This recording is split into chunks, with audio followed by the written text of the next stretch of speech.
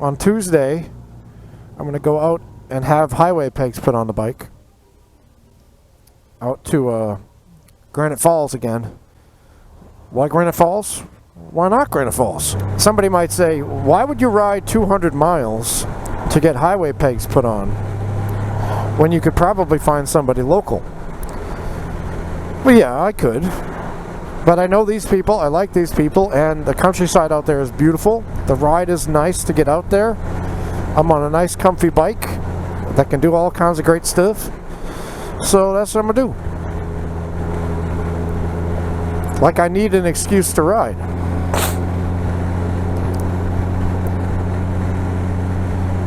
So where am I going today? I don't know. I'm probably going to go down Highway 42. Do those twisties a little bit. Hopefully I won't get in trouble. Got to be careful on this bike. It's easy to get in trouble on this bike. So right now I'm doing 52 miles an hour. That's pretty much what most people do on these roads. On the 45s like this, they do 52. Sometimes they'll go as high as 60, but mostly it's 52, depending on where and depending on what time of day.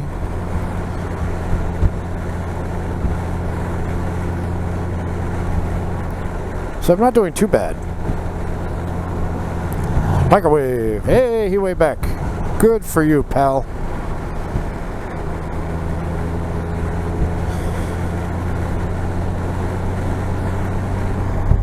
So, let's see. Let's see if I can tell you a story. Alright, I got a weird story for you. This is a weird one. This happened to me in 1998, going into 99, I believe it was. Yeah, 98 into 99. My future wife, at the time she was my girlfriend, so I'll just refer to her as girlfriend from here on out. My girlfriend and I, we had a Christmas party in Lynn, Massachusetts, in our little apartment on the third floor of an apartment building on Atlantic Avenue in Lynn, Massachusetts. So we invited a number of our friends. Included among those friends were two very strange characters. Well, three really. Two of them were the main ones. So the first one was my girlfriend's ex-boyfriend from high school. It was years ago, and they had a very tumultuous relationship. His name was Joe. And he was married. And so, you know, we're thinking it's past us now. We're like, I'm 28 years old. She's 26. You know, those days are over. We're just friends now. Everybody's just friends. Okay, fine. I had, at the time, at Salem State College, I had an ESL student from Japan. Her name was Mari. And she had been in some kind of horrible accident years and years ago. Okay, so she had been in some horrible accident, and she had hurt her head.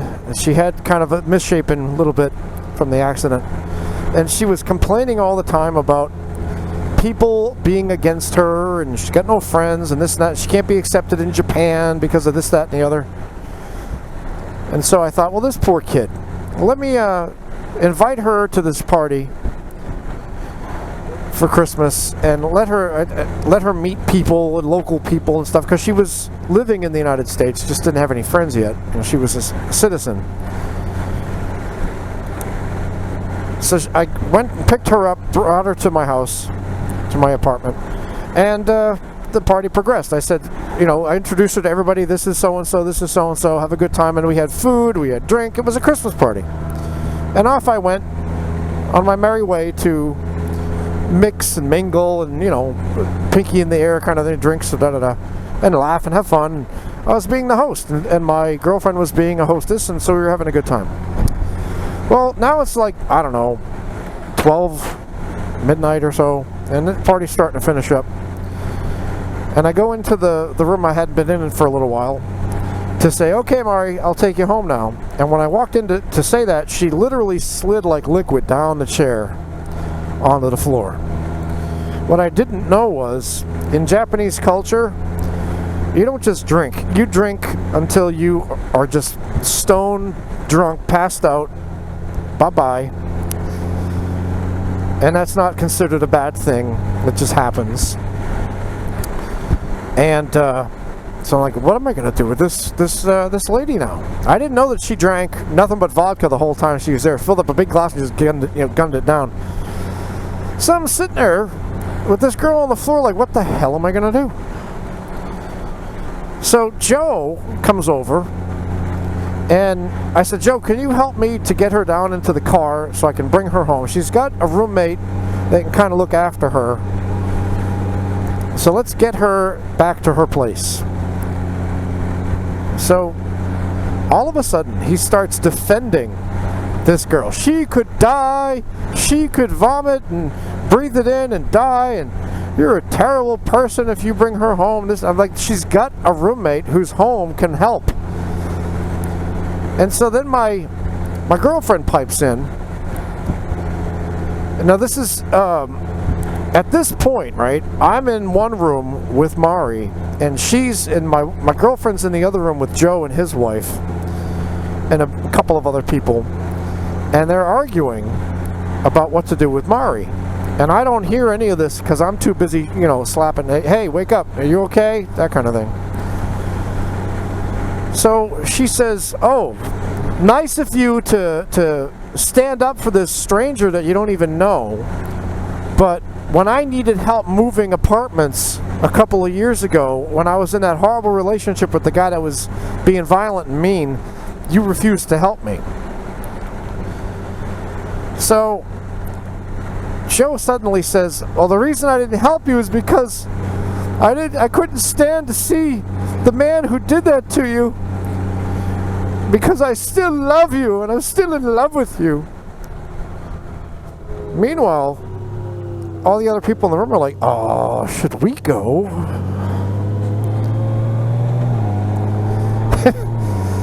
So I don't know any of this.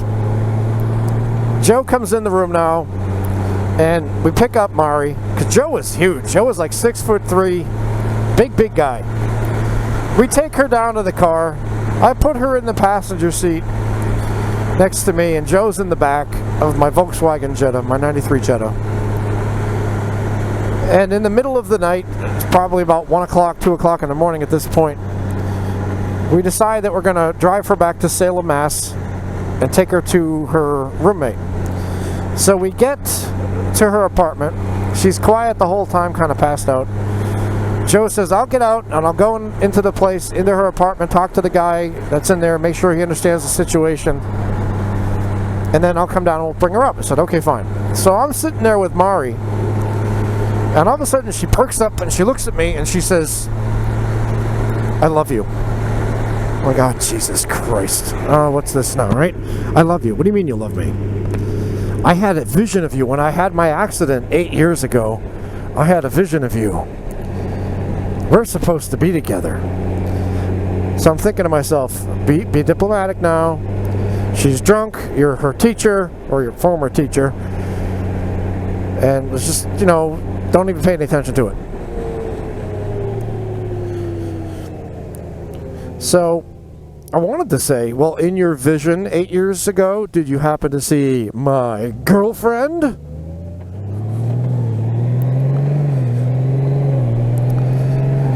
Anyway, Joe comes out and he says, okay, he's ready to receive the drunkard. And she says, I can't go in there. That roommate wants to kill me. And all this crazy shit, right? He's violent, he's mean, he's controlling, da-da-da-da-da. I'm like, we're here. You're going in. We get up there, and I looked around, and the guy looked fine. It didn't look like it was anything bad.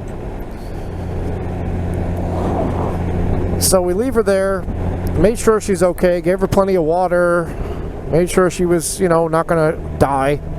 She didn't. We get back out to the car, and then as we're driving away, we got downstairs. I got to make sure I understand this, how this happened. It's hard to remember sometimes, this stuff. This is, how many years ago? 22 years ago? 21 years ago? So we go on to drive away. This is what happened. We're going to drive away. We dropped her off. And he suddenly, we're doing like 5 or 10 miles an hour pulling away from a stop sign, and he opens the door and jumps out of the car. So I'm thinking, what the hell is this guy doing? So he runs down the street and he goes back to the apartment, and I follow him back. I drive back there, and I get before he goes in for the building. I said, "What are you doing?" He says, I'm going to listen, and if he's hitting her, I'm going to kill him." Like, okay. So this is turning into something really crazy. It's 2 o'clock in the morning, pitch black outside in December. Nobody's up, nobody's out and about. We're standing down in this hallway, listening upstairs to hear if there's anything bad going on, with the idea that Joe's going to go up there and kill somebody if he's doing any harm to this girl. Like, what the hell? So finally, I'm like, that's it, I'm out of here. If you want to walk home, you can. So he decides he's going to come with me. We're driving home, and he says, "I got something to tell you, but I can't tell you, but I got to tell you, but I can't tell you, but I got to tell you, but I can't tell you, but I got to tell you." Like, will you just fucking tell me? We'll pull over here, take me to Lynn Beach and pull over, and I'll tell you. He says, "What is it?" He says, "Your girlfriend's cheating on you." Says, "Excuse me?" "Yeah, she's cheating on you." Well, how do you know this?" She said that every night after work she gets out of work at 5 and she gets home at 6. So every night after work she's stooping some guy. And I used to see her get out of the bus every day because I was home before she was. So I knew she was taking the bus. So he says, "Yeah, she's stooping this guy and she's cheating on you and you don't know who she is." And he's kind of got his hands a little bit on me, and I see a flash go through his mind of wanting to do me harm. And so my spidey senses were tingling big time. I turned sideways to him, kind of looked at him, and I was ready. I was already thinking of the things I was going to do. In case you're wondering, what are we going to do? Well, generally speaking, I go for the throat, I go for the eyes, I go for the balls. I'm not adverse to headbutting, kicking, biting, breaking of arms, breaking of legs. I have broken somebody's leg before. I've broken somebody's skull before. So I'm going through the Rolodex of things I'm going to do, just in case. I'm prepared. And I think he can sense it in me that this is not going to go well if he takes this path. So he kind of backs off, and he says, "I just care about you, man, and I don't want you to get hurt." So we get back to the apartment, and he goes upstairs, and he runs up to Lori and gives her a big hug, one of those big, breathy, shaky hugs. You know those kind of hugs that are really creepy, like, yeah, one of them. And she doesn't know what the hell's going on. He goes, gets his wife, and bam, they're gone in seconds. So I close the door, and she says, "How did that go?" I'm like, so I told her what happened. She says, "And he said he did this thing where he said that you're cheating on me, and you're not who I think you are." And she says, "What the fuck?" She says, "What am I doing? Fucking the bus driver all the way home?" Because I knew her schedule. I knew what she was doing. I knew she wasn't cheating on me. But he was trying to do some kind of weird, crazy shit. So I think either we called them or they called us. I think they called us. It was 4 o'clock in the morning. And they're back at their place now, out in the boonies. And the girlfriend, Joe's wife, calls us, and she starts laying into Lori like, you're flirting with my boyfriend, and you're trying to, my husband, and you're trying to take him away from me. And then, so I'm on the phone, and I'm like, "Why are you calling us at 4 o'clock in the morning?"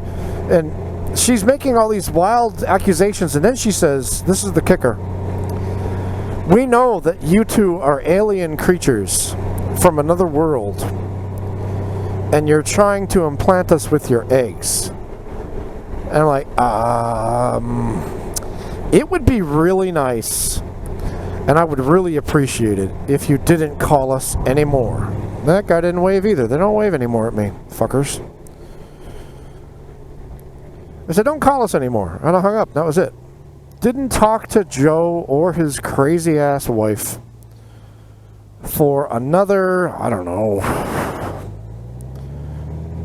10 years? 8 or 10 years. We didn't talk to him or his wife. He moved off to California, had a couple of kids, lived with her family in California. They ended up getting a divorce. He went even further crazy. Moved back to Massachusetts. And in 2000, I believe it was 12, he had an aortic dissection when he was shoveling some snow. Went to the hospital with all kinds of pains and this and that, and they didn't catch it. Sent him back home. Died that night. He's gone. 42 years old, gone. Don't know whatever happened to his wife. And as for Mari, whatever happened to her, I don't know. We left that area not long after, and never heard from her again. So that's a weird story, isn't it? We always attracted the weirdos, I'm telling you. Golly jeez. This is Mike Haley 7. On my way to hopefully a twisty road. I'll talk to you later.